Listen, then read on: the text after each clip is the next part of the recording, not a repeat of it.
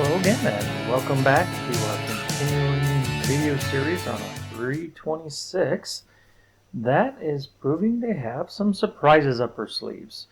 As you saw in the previous video, I was reassembling side gear and noticing both during the cleaning and the reassembly that things are pretty bent up. So this translates into me slowly turning the armature as I reinstalled the side valve gear, side rods, whatnot, just to do what I could to align things.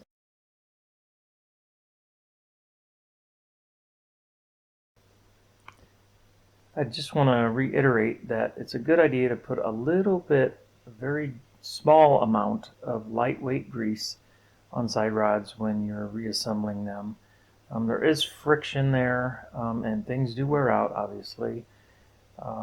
So please remember to do that on your engines when you just do general service to them as well.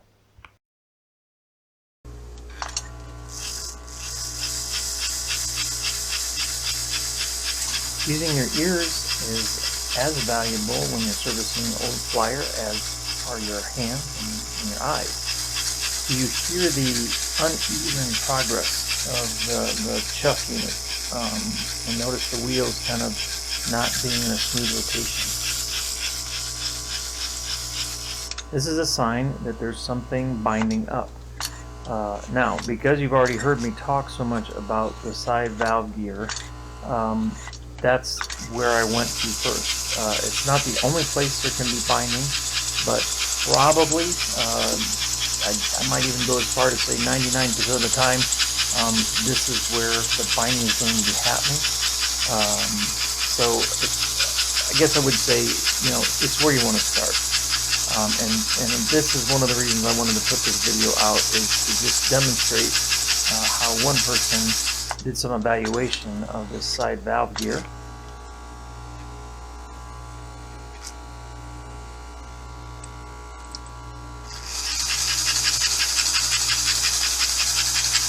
So what this is telling me is there is still a little adjustment I need to do on the valve gear.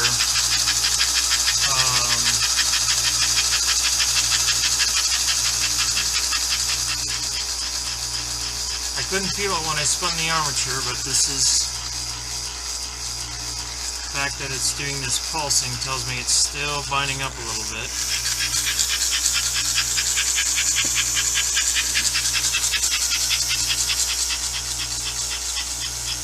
And it takes a bit of patience because it's a lot of, trial and error, making small adjustments,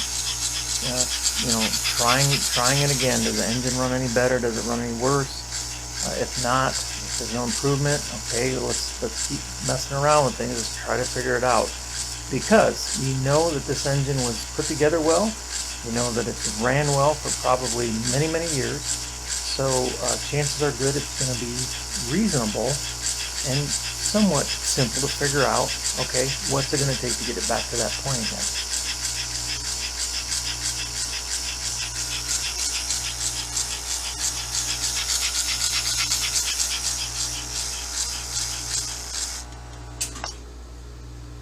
So, actually,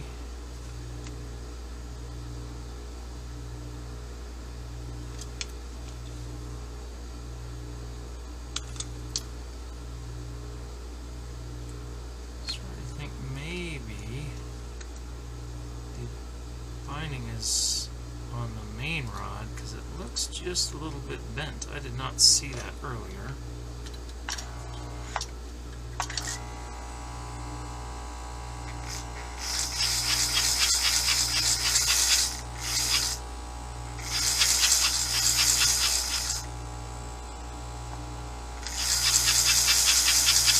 So if I push this wheel out, it actually binds up enough to stop, and now if I push it over,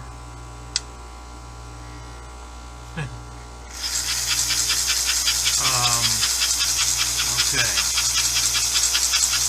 I also am wondering about the spacing of that front driver. It looks a little bit wide.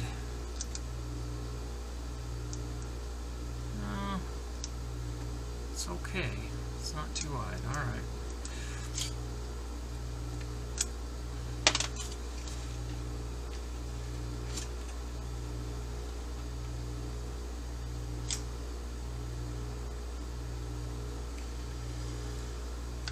So, spin around a little bit here.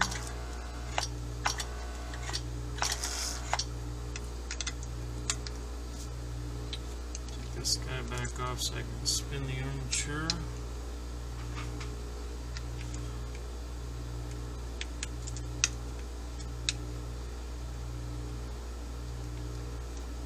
One other comment I would make that I think is really important if you want to repair flyer stuff or mechanical stuff in general is spending enough time with something that you kind of understand its language or you understand how to read it. And that's one of the things I'm doing here is I'm listening, I'm moving, I'm spinning, I'm slowly adjusting. I'm starting to get in tune with really what this engine is telling me about how to make work better. So it's kind of a fun adventure.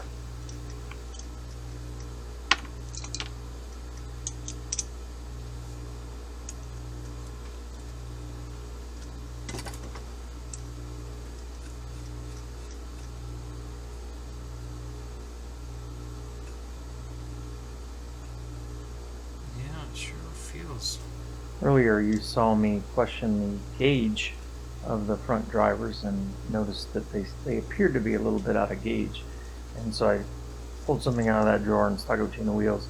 That's a trick that I've heard from different sources, but basically a dime is a great spacing device, so I always keep a dime in my drawer and I'll use that to just check the gauge of flyer axles.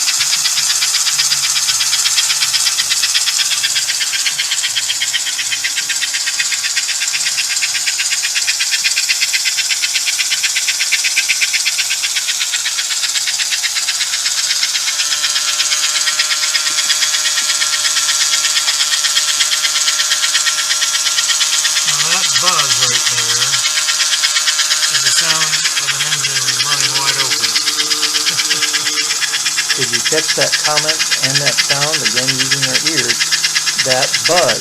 You may have noticed that on the Royal Blues that were in the previous series to this one.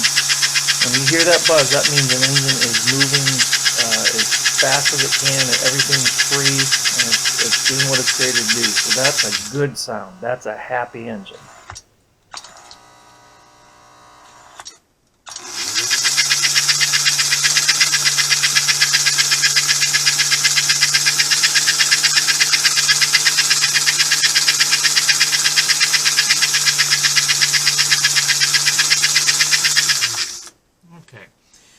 So, again, I don't know if you were able to see real well what I was doing, but I did just a tiny bit of bending on side rods. And this is where, when you're dealing with these old engines, because of their long years of play wear, these side rods, valve gear, whatever, just kind of gets all twisted up, and sometimes the bending is so slight it's really hard to find it, as you noted. But I ended up making a slight adjustment to the main side rod on here between the first and second driver, because it looked like it was rubbing about in this location. Then I also bent this concentric just a bit more. I couldn't tell, I couldn't see that it was rubbing, but as soon as I did that, then it freed it up. So there you have it. Okay, another thing you may have noted is that I used red fingernail polish when I put on this jack. The reason I did that is these do have a polarity. There's five different wires, and this one I'm going to actually hard solder to this jack panel. I just haven't done that yet. So you can't put these in upside down because of the fifth wire. So that's why they always have some sort of a mark on them. And I have this red fingernail polish here, and so that's what I used. But I think, aside from soldering this wire up and doing just a tiny bit of lube work on the tender, I think we're ready for a railhead test. So we'll be doing that here in just a bit.